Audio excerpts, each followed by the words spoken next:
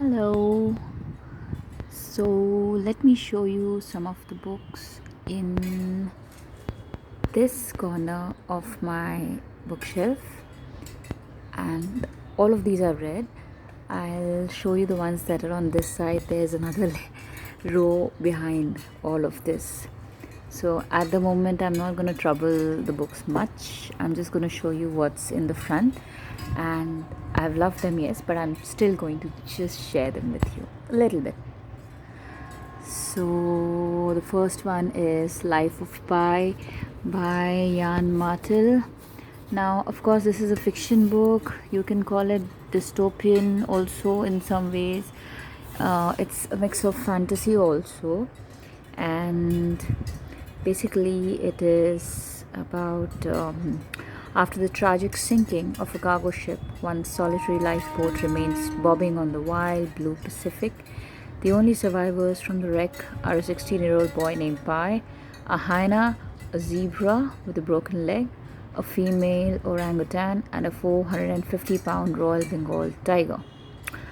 Yes, it is an extraordinary fiction book with a very, very different setting. It's a mix of fantasy, wacky, dystopia, a lot of things. I think most people already know about this book. You must have seen the movie maybe. If you have not, I would suggest try it out. It's really interesting. Next is Good Night, Mr. Tom. This is by Michelle Magorian. Now, this is a beautiful book that talks about relationship between a child actually, and an old man. And it also has a lot of grown-up themes. I wouldn't say adult themes that kids cannot read, but grown-up themes of the grown-up world, the tragedies of life, the realities of life, a lot of those themes. It's a very, very good book that will stay with you for a long time. This one is The Most Beautiful Walk in the World. What in Paris? A Pedestrian in Paris by John Baxter. This is a book that I can relate to because I was in Paris for about 2-3 weeks. Yes, not 2-3 weeks, but I was in Paris for some time, yes, and I walked a lot. I walked around Paris and France a lot, and I absolutely fell in love with the city in a very different way from what I had imagined it to be. So this book kind of takes you in the streets right there, whether you're crossing a cafe, whether you're crossing one of those beautiful old buildings, whether you're just passing by regular walkers you see in the park or on the street every day. This book will make you feel like you are there, you are a part of a walk in Paris. It's beautiful. A Man Called Ove by Frederick Backman. Now this is a very, very interesting book. I will not be doing reviews or not reading extracts or the cover jackets today, but I'm just showing you some of the books that I really recommend, okay? And this is The Art of Creative Thinking. This is a must-read book, especially if you have any sort of creative sensibilities or are a kind of dreamer or see the beauty of life in a different way, or if you're just amazed by the many, many peculiarities and unique features that we have around life and around us.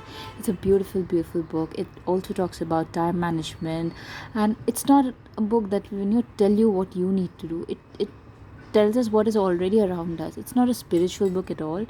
It's got nothing to do with making you a better person or telling you how you can become a better person or anything like that, but it's just about using the same sensibilities that you have and trying out few interesting things, which there are a few very, very interesting things in this book that you can try out for yourself, and they actually work. This is Quiet by Susan Cain.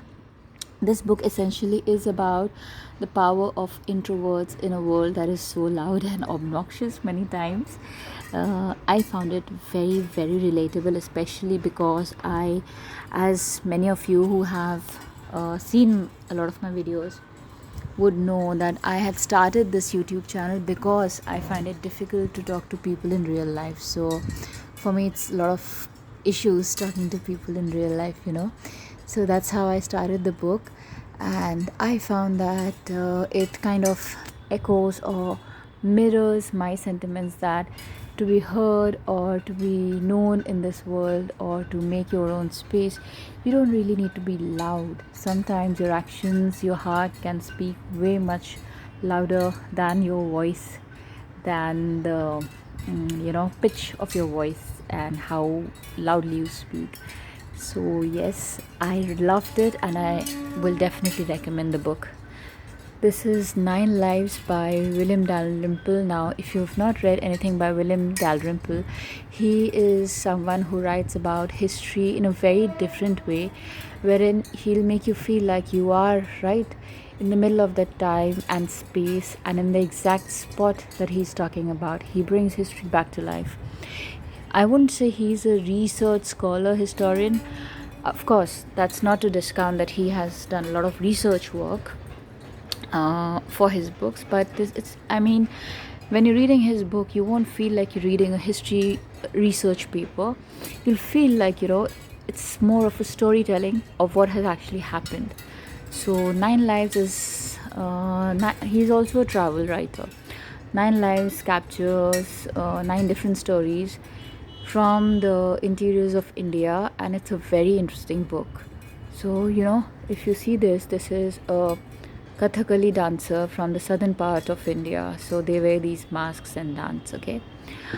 Marley and Me is a book that is very, very, very close to me. Obviously, many of you will know about the book and the movie you must have seen. It had, I don't remember the name of that person, but it had Jennifer Aniston, I think, was the lady. Marley and Me is especially close to me because I had a pet baby dog who I adopted when I think he was just about 5 days old, just born. So he used to sleep in the crook of my elbow. That was his sleep spot, and he was so tiny that I used to feed him milk with dipped in cotton. So I would dip the cotton ball in milk and then put the droplets, because he refused to take the dropper also. He was too tiny. Obviously then he grew into a huge labra mix. He was a mix of labra and stray. So I adopted him, and he was with me for 5 years, and then those were some splendid 5 years, and then he passed away. He had a sudden heart attack. He collapsed, and I was in shock. I couldn't save him. So that is a day that has never ever left me. It was so traumatizing that I have never been able to have another pet, and I don't think I ever will be, because once he left, so it was so difficult for me. I couldn't eat, I couldn't drink, I couldn't speak. I just could not believe it had happened. So yeah, it was very bad. But Marley and Me is a book that I have read countless times. I have watched the movie. Of course, it's um, very, very emotional. So especially if you have pets, you might connect with it in a very different way. Yeah. The Catcher in the Rye by J.D. Salinger is a classic, and I have seen the movie also after I read the book. This is more of a coming of age kind of a book, where there are the real life issues and angst about your life and what society and life is trying to mold you into, what you think is right and what they are telling you is not right, and the clash within and out about. So it's a very, very interesting book. It's a very thin book. It's very thin, but it's a very deep book. So it's not like you just sit down and finish it in an hour, go through the pages. No, it has a lot of meanings. Every time you read it, you come back with something different. So I've read it a lot of times. Just deviating to show you these beautiful fake plants. And yeah, I got a new plant yesterday. This is real, by the way. Next is The Boy in the Striped Pajamas by John Boyne. Honestly, I didn't know that this was a book. I first watched the movie and I watched it a few times, and after that I realized it's a book. It's based on a book, and then I got the book.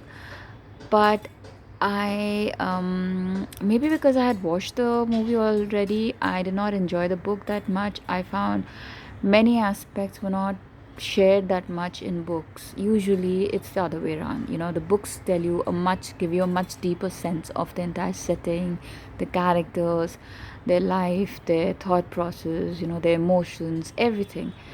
But in this case, I felt that the movie did way more justice to the theme of Holocaust, and they did not show Holocaust as such in such detail, but they showed the effects and they showed you the essence of Holocaust and how it's there in the background and what's going on, and people who are connected with it, who are trying to adjust to a normal life and who think that life is normal, but they know that in the backdrop there is a Holocaust going on, there is a horrible thing going on, and they are somehow part of it.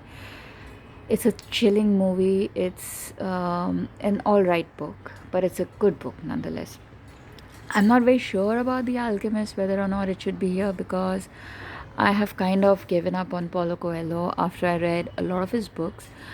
But I found that most of his books tend to be very, very similar, very, very same kind of writing style, topics, themes. Even when he goes off the spiritual or philosophy path, he still kind of writes the same way. So I have gone off Paulo Coelho.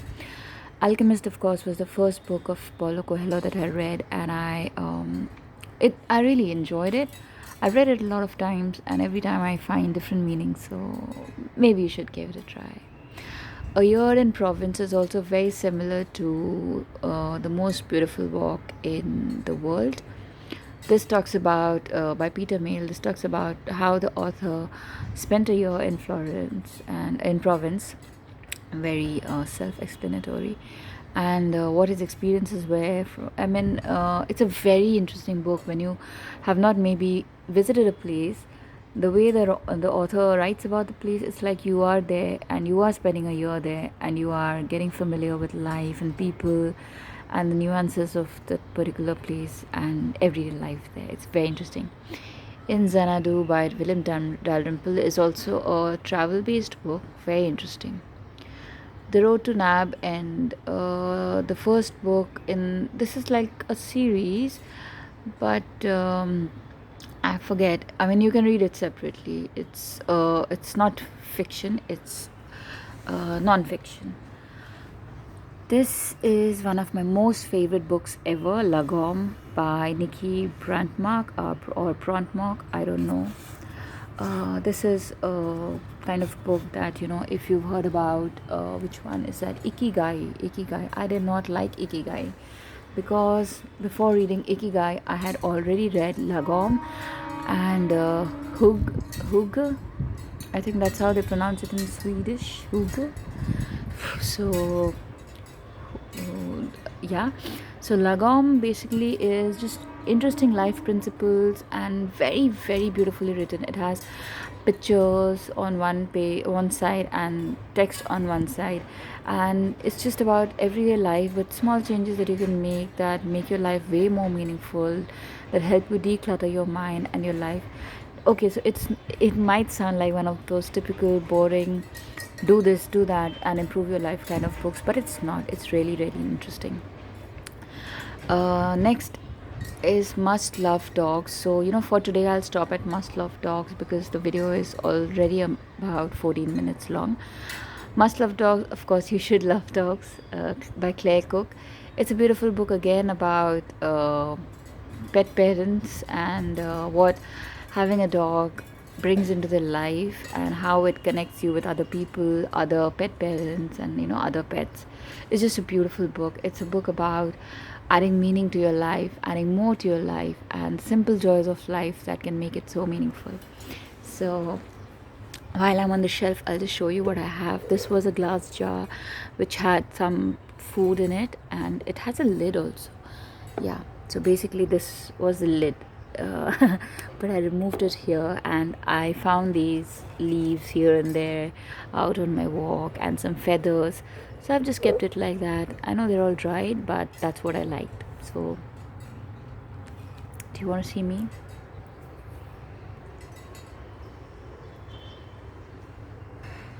I had a long workout and then I went out for some work, and now I'm back home. I did some more of my office work, and then I was shooting this video. So you see, there are a lot of books out there. I will show those to you soon. It's 15 minutes already, so bye bye for now. Lots and lots of love to you. Lots of love. Take care.